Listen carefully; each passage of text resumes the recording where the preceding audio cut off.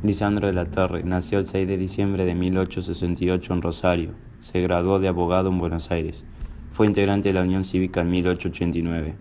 Tras la derrota de la Revolución, Lisandro se trasladó a Buenos Aires, en donde en 1891, y apoyando las ideas de Alem, participó en la conformación de la Unión Cívica Radical, y fue en 1893 puntal de la Revolución Radical en su provincia contra el fraude y la corrupción del régimen.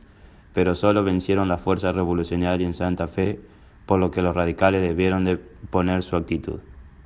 En 1895 Aristóbulo del Valle le propone escribir en el diario El Argentino a fin de levantar un movimiento electoral contra la candidatura de Roca. Al año siguiente falleció del Valle y posteriormente se suicida su amigo Alem, lo que dejó al radicalismo acéfalo, por lo que de la Torre propone una alianza con los mistristas para derrocar a Roca, pero se opone a la coalición Hipólito Yrigoyen, quien es retado a duelo de esgrima por de la Torre, quien es vencido por Yrigoyen, y de la Torre se retira del radicalismo. El 10 de febrero de 1912, con la ley San Peña que implementa el voto universal, secreto y obligatorio, se pone fin a décadas de fraude electoral. De la Torre es electo diputado nacional en representación de la Liga del Sur y presenta importantes proyectos. En las elecciones de 1916, de la Torre presenta una alternativa del centro-derecha, el Partido Demócrata Progresista, para vencer a los radicales, cuya fórmula era de la Torre Carbó, entrerriano destacado en su labor educativa. Este binomio no tuvo la adhesión del Partido Conservador de Buenos Aires ni del presidente Victorino de la Plaza, por lo que nuevamente vuelve a vencer Yrigoyen. En 1920 se realizan las elecciones para constituyente y la convención reforma la Carta Magna. Se elimina la religión católica como credo nacional, se dedica un capítulo especial sobre los derechos laborales, se creó la Corte Suprema de Justicia y una Corte Jury de enjuiciamiento a los magistrados. El radical albertista Enrique Mosca rechazó lo actuado por la convención. En 1922 nuevamente Lisandro es electo diputado nacional y desde su banca promueve proyectos de ley. En 1926, finalizado su mandato legislativo, de la Torre anuncia su retiro de la política.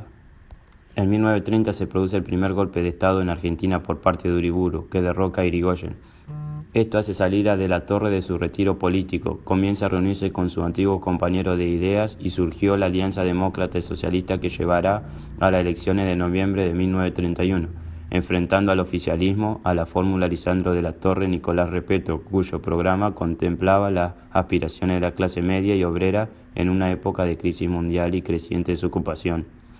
Pero la oligarquía en el poder retomó las viejas prácticas de fraude electoral, al que denominaron patriótico, porque según sus ejecutores se hacía para salvar a la patria del gobierno de la chusma. Se consumó un escandaloso fraude en todo el país. Como en las épocas previas a la ley San Peña, volvieron a votar los muertos, se quemaron urnas y se colocaron matones en la mesa de votación. Con estos métodos la alianza fue derrotada y asumió la presidencia el general Justo. De la Torre, presionado por su amigo, aceptó ocupar una banca en el Senado de la Nación en representación del Partido Demócrata Progresista, que había triunfado en Santa Fe. En 1932 Reino Unido decidió adquirir los productos que antes compraba a la Argentina, en Canadá, Australia y Nueva Zelanda. Los sectores ganaderos exportadores argentinos desconcertados se ven apoyados por el gobierno de Justo, que envió a Londres al vicepresidente Julio Argentina Roca, hijo, a fin de lograr un acuerdo. Pacto Roca-Runciman. Inglaterra solo se comprometería a seguir comprando carnes argentinas siempre y cuando su precio fuera menor a los demás proveedores. En cambio, la Argentina aceptó concesiones lidantes con la deshonra. Liberó los impuestos que pesaban sobre los productos ingleses y se comprometió a no permitir la instalación de frigoríficos argentinos. De la Torre denunció el acuerdo en el Senado por escandaloso y promovió el debate. 2 años más tarde, en mayo de 1935, acusó por fraude y evasión impositiva al frigorífico Anglo. Aportó pruebas que comprometían a 2 ministros de Justo, Pinedo, ministro de Economía, y Dejó, ministro de Hacienda. De la Torre probó cómo se ocultaba información contable por el ministro de Hacienda y demostró hasta dónde llegaba la impunidad de los frigoríficos ingleses tras la firma del Pacto Roca-Runciman. Las entradas por el debate se agotaban y la gente hacía largas colas para escuchar y alentar a Lisandro. Un matón del Partido Conservador atentó contra la vida del senador y mató a su amigo y compañero de bancada Enzo Bardavere. Se dio por terminado el debate. Pero el ataque a De la Torre no había terminado. El gobierno de Justo decretó la intervención de Santa Fe. derrocando al gobierno progresista. De la Torre se mostró abatido y confesó su voluntad de abandonar la política. En 1938 De la Torre cumplía 70 años apesadumbrado. Rondaba por sus ideas el fantasma de Alem.